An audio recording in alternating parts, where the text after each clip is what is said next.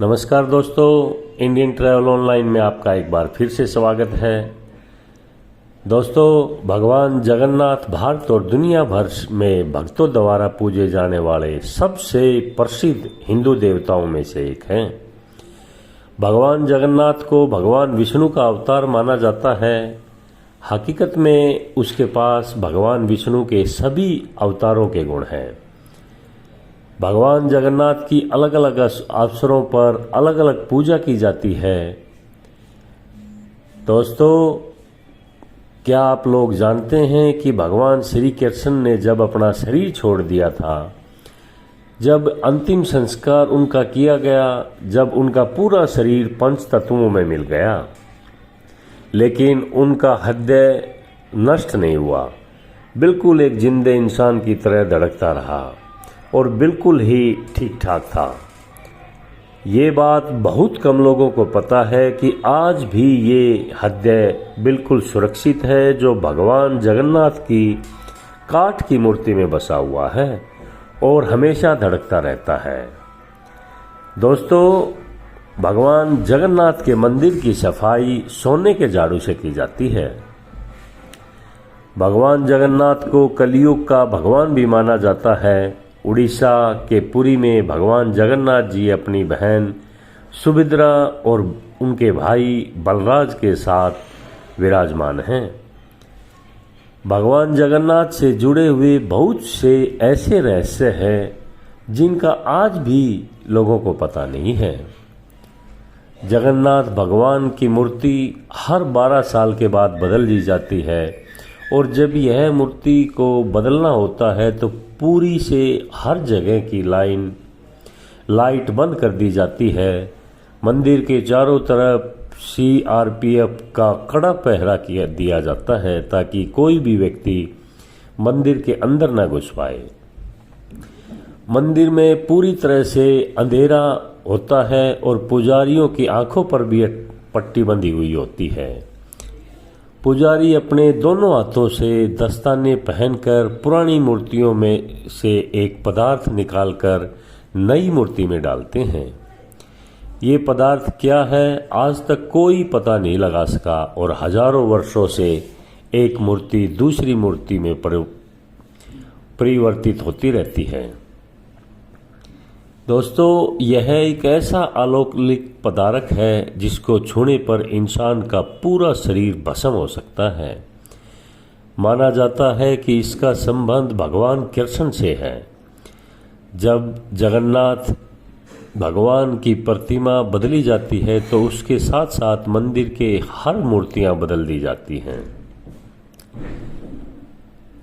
दोस्तों, आप लोगों को बता दें कि आज तक कोई भी पुजारी ये नहीं बता पाया कि वो पदार्थ क्या है जिसे एक मूर्ति से दूसरी मूर्ति में डाला जाता है।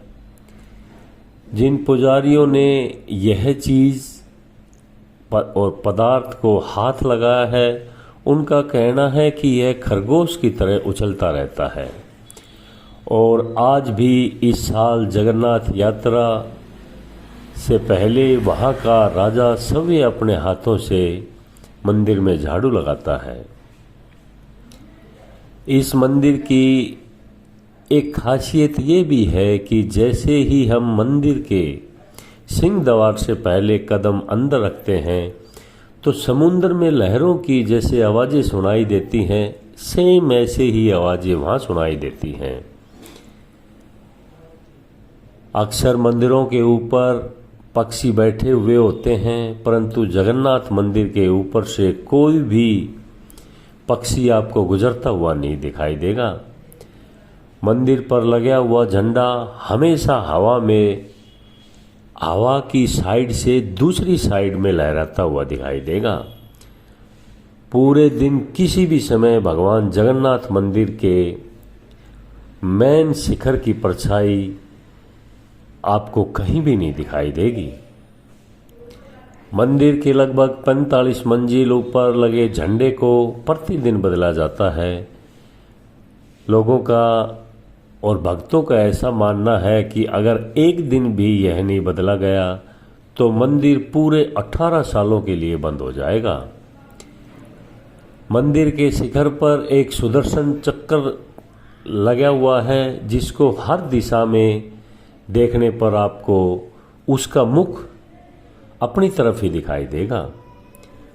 मंदिर के प्रसाद जब बनता है तो उसको पकाने के लिए एक के ऊपर एक बर्तन रखे जाते हैं और नीचे लकड़ी की आग जलाई जाती है। सबसे ऊपर रखे हुए बर्तन का प्रसाद सबसे पहले बन जाता है। ये भी एक आश्चर्यचकित बात है। जगन्नाथ भगवान मंदिर में कभी प्रसाद कम नहीं पड़ता है और सबसे आश्चर्य की बात यह है कि मंदिर के कपाट जब बंद होते हैं तो प्रसाद भी अपने आप खत्म हो जाते हैं। ये भी एक अजीबोगरीब बात है। दोस्तों, आप लोगों को बता दें, रथ यात्रा की शुरुआत के बारे में कुछ इतिहासकार बताते हैं कि रथ यात्रा भगवान बुद्ध के दर्शन अहिंसा को लोकप्रिय बनाने के लिए हस्त निर्मित रथों के उपयोग के बौद्ध अनुष्ठान से प्रेरित हुई थी। जिसने 5वीं शताब्दी ईस्वी में उड़ीसा का दौरा किया था, उन्होंने भगवान बुद्ध के रथों को सार्वजनिक सड़क के साथ खींचे जाने की परंपरा अपनी किताब में भी लिखी थी।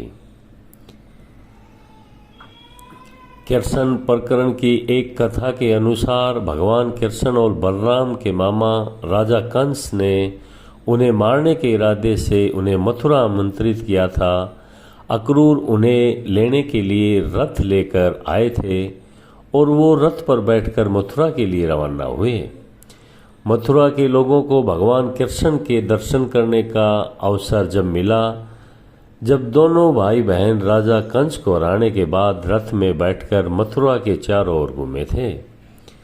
द्वारका में भक्तों ने उस दिन भगवान कृष्ण और बलराम के शहर की सुंदरता दिखाने के लिए अपनी बहन सुभद्रा को रथ में बैठाकर ले आए थे।